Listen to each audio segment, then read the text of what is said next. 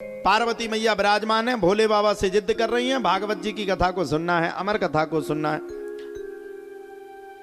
अमर कथा नहीं सुनाओगे तो हम किसी की बात नहीं सुनेंगे, हम एक मिनट भी नहीं ठहरेंगे, हमें तो अमर कथा सुननी है। और देखो भैया, दुनिया में दो हट बड़ी खराब है, एक स्त्री हट और एक बाल हट। स्त्री अगर जिद पकड़ गई कि नहीं करवा चौथ पे 11,000 की धुतिया चाहे तो चाहे मटर बेचो चाहे पनीर बेच दो, लेकिन चाहिए तो चाहिए। अभी आप चले जाओ, हम कल भी बता रहे थे टीवी के माध्यम से, करवा चौथ पे चले जाओ, छत छत पे छन्नी मिलेगी तुम्हें, हर जगह पति की लंबी उम्र हो रही होगी, और दूसरे दिन कब लठ बच जाए कोई ठिकाना नहीं। तो दो हट दुनिया में बड़ी खराब होती है, एक मातृ हट और एक बालक हट। माता पार्वती जिद पकड़ गई, माता पार्वती जिद पकड़ गई। पहले तो गुस्सा हो गई, नारद मुनि ने कान भर दिए।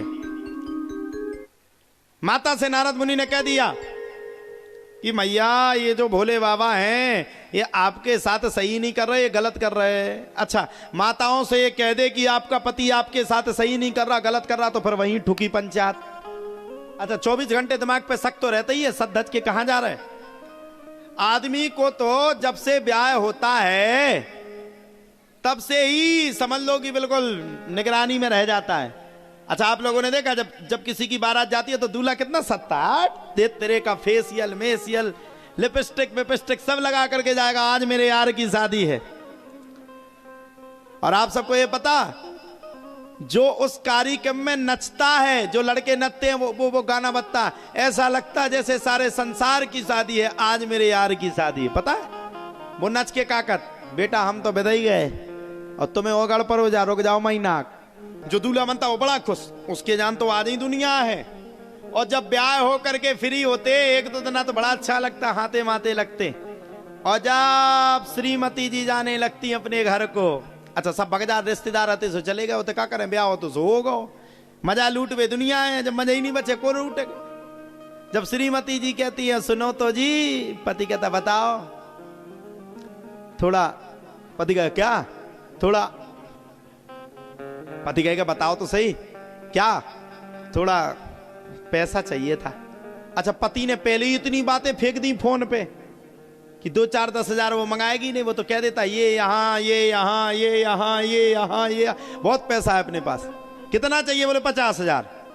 जो हाथ में सोने की अंगूठी थी वो निकाली और भाड़ में जाए बेच के आए, लो ले जाओ देवी। अच्छा, एक लड़के की शादी नहीं होती थी तो बड़ा परेशान रहता था। उसके चाचा ने एक दिन समझाया, बोले भैया तुम एक काम करना, हर चीज को बड़ा चढ़ा करके बोलना, ध्यान से सुनना सब लोग, और समझ में आए तो हंसना भी हो, ताली भी बजा लेना। अब बोले जो भी चीज आए, जो भी तुमसे वो पूछे कि भैंसें कितनी है, बोले 50 बता देना, गाय कितनी है, बोले तुम्हें तो 2 गुना बतानी, बोले ठीक है। देखने वाले आए, बोले क्यों भैया काम क्या है, बोले फैक्ट्री का काम है। बोले कहां कहां खुली फैक्ट्री, बोले एक दिल्ली में खुली, एक मुंबई में, एक अहमदाबाद में, एक इंदौर में, एक भोपाल में। अच्छा, बोले गाय भैंस कितनी है, बोले 100। बोले जमीन कितनी है, बोले 150। बोले कितने कितने, बोले एक पीपत्तराए हैं। बोले एक आम को खेत है होते हैं 4-5, उसने खेत बता दिए। बोले ठीक है भैया। अब बोले एक बात और बताओ, मकान कितने, बोले 5। बोले कहां कहां है, बोले भोपाल में। अब ब्याह तो करवाने दो, ब्याह की लत हो बहुत खराब। अच्छा, जी को ब्याह ना वो विकट रोत। अच्छा, ब्याह करवे से पहले भी रोत लड़का और ब्याह के बाद भी रोत, विडंबना 2 ही जगह है। बोले भैया और मकान कितने, बोले एक भोपाल में, एक इंदौर में, एक अफ्रीका में, यहां वहां, उसने 5 मकान गिना। अच्छा, बोले एक बात बताओ भैया, ये तो सब ठीक है, बाप कितने हैं, बोले एक बाप इंदौर में है, एक बाप भोपाल में है, एक बाप दिल्ली में है, एक बाप अहमदाबाद में, 5 बाप है। अच्छा, जब सब कुछ हो गया, सब बैठे थे, पूछा कि भैया रिश्ता मंजूर है, बोले बिल्कुल नहीं। पूछा क्यों, बोले सब तो अच्छा है, फैक्ट्री है, 5-5 देशों में मकान है, सब कुछ है, लेकिन जिसके 5-5 बाप है वहां शादी नहीं करेंगे हम। अब बोले क्या पता इसका बाप कौन है। तो शादी के लिए कई बार झूठ भी बोलना पड़ता है। शादी से पहले इतनी फेंक देते हैं जिसकी कोई सीमा नहीं। सत्य बात है। पार्वती मैया भी जिद पकड़ गई, भोलेनाथ तुम तो अमर हो गए और हमें बार बार जीवन मरण के चक्कर में पड़ना है। हम बार बार जीवन मरण के चक्कर में पड़ते रहेंगे। भोलेनाथ ये नहीं चलेगा। बोले क्यों? बोले भोलेनाथ ये बात तो असंसनीय है, हमें तो भागवत की कथा सुननी। अच्छा, भोले बाबा ने प्रयास करके समझाया, भोले बाबा ने समझाने का संपूर्ण सतत प्रयास किया। और भोले बाबा ने कहा पार्वती तुम सबके बस की भागवत की कथा सुनना तुम्हारे बस की नहीं है। और सही बात है, यहां जितनी माताएं बैठी सब पंचायत करने में, देखो देखो, देखो एक दूसरे को धक्का मार रही, कचुनिया टाइम पास हो रहा है, एक दूसरे कहते हैं तो बहुत सजी आज। हाँ, और कछु ना मिले तो जिससे जलन है, देख जा कितनी ज्यादा सच के बैठी, कैसी लग रही कंडाकनी गाई।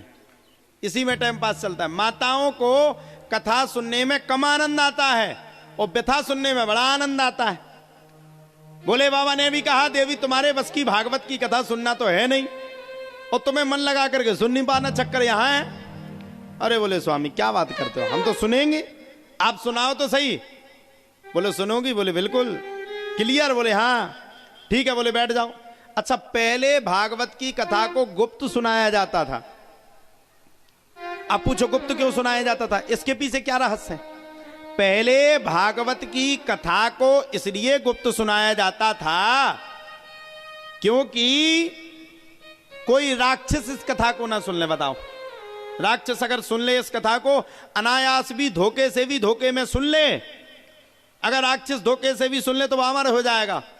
और आज सुनावे के लाने महाराज पूरी तरह तैयार है, मैं टेंट लगा के तैयार है, तो सुन भी तैयार नहीं है।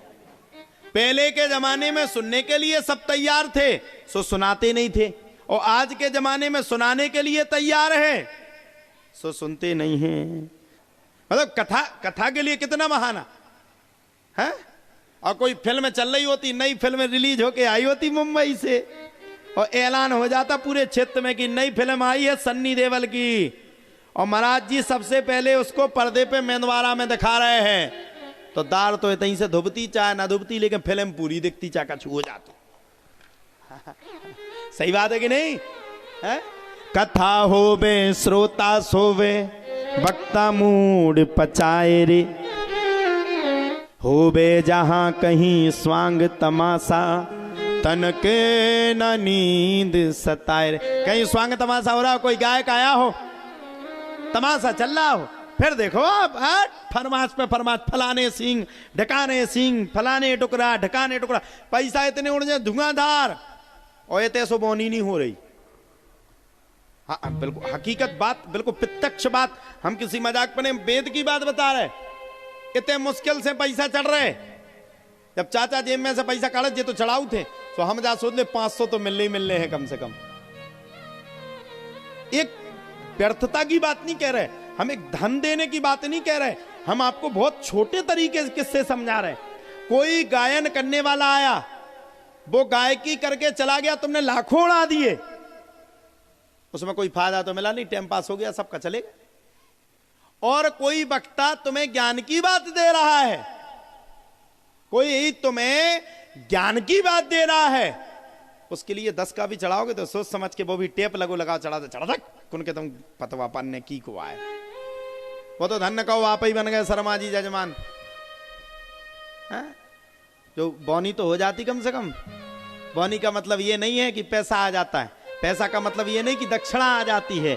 ब्राह्मण को दक्षिणा संतुष्टि के साथ देना चाहिए।